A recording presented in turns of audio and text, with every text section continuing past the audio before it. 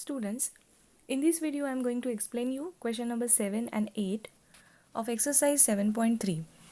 Question number 7 is reduce the following fractions to the simplest form. Now before solving this question, let us understand first what is simplest form. A fraction is said to be in the simplest form if its numerator and denominator have no common factor except 1. Now let us understand through some example. Here the first fraction is given 48 by 60, right? And we are asked to reduce this fraction to its simplest form. Now to reduce this fraction to its simplest form, we need to divide both numerator and denominator by one of its common factor. There are so many common factors between 48 and 60. 48 and 60, both these numbers are divided by 2.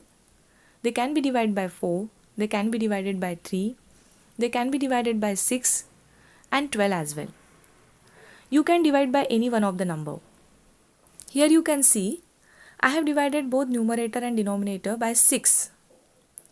Now 48 divided by 6 is equal to 8 and 60 divided by 6 is equal to 10. So here the fraction is 8 upon 10. But this fraction is not in the simplest form. Why? Because 8 and 12 have again one more factor except 1, which is 2, right? 8 and 10 both are divisible by 2.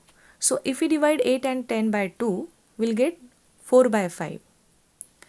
Now 4 by 5 is the fraction which have no common factor except 1. So we can say that 4 by 5 is the simplest form. Children, if you divide 48 by 60 by the number 12, you will directly get the simplest form of 48 by 60. So always try to divide the numerator and denominator of the given fraction by the largest number so that number of steps will be reduced. Now look at the second fraction. It's a 150 by 60. Again, to reduce this fraction to its simplest form, we can divide one of its common factor. Now there are so many common factors between 150 and 60. They are 3, 5, 15, 30. So you can divide by any one of its common factor.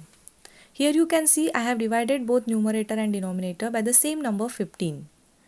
Now 150 divided by 15 is equal to 10 and 60 divided by 15 is equal to 4. So here the fraction is 10 upon 4. But 10 upon 4 is not in the simplest form as they have one more common factor except 1, which is 2, right? 10 and 4 both are divisible by 2. So if we divide both 10 and 4 by the same number 2, we'll get the fraction 5 by 2. Now 5 by 2 is the fraction which is in the simplest form because 5 and 2 have no common factor except 1. Children, in this case, you can divide 150 and 60 by 30 as well. 30 is also the common factor of 150 and 60. So if you divide 150 and 60 by 30, you will directly get the simplest form, which is 5 by 2. Now taking last example, here the fraction is given 7 upon 28. Now in 7 and 28, there are only two common factors, 1 and 7. So here you can see I have divided both numerator and denominator by the same number 7. 7 divided by 7 is equal to 1 and 28 divided by 7 is equal to 4. Hence 1 upon 4 is the fraction which is in the simplest form. Now coming to the question number 8. Student, I am going to read the question. You also please look into your textbook. Question number 8 is Ramesh had 20 pencils. Shilu has 50 pencils and Jamlal had 80 pencils. After 4 months, Ramesh used up 10 pencils, Shilu used up 25 pencils and Jamlal used up 40 pencils. So what fraction did each use up? Check if each has used up an equal fraction of her or his pencils. Children, let us write the data first as per the given in the question.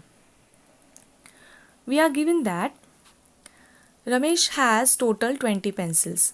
Pencils used 10. So what will be the fraction? It's a 10 upon 20 and 10 upon 20 means 1 by 2.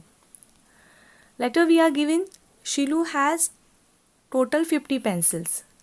Pencils used 25. So what will be the fraction? 25 upon 50. Number of pencils used divided by total pencil, right? And 25 by 50 is equal to 1 by 2. And the third person is Jamlal. We are having total 80 pencils. Pencils used 40. So what will be the fraction? Fraction is equal to 40 upon 80. Number of pencils used divided by total pencils.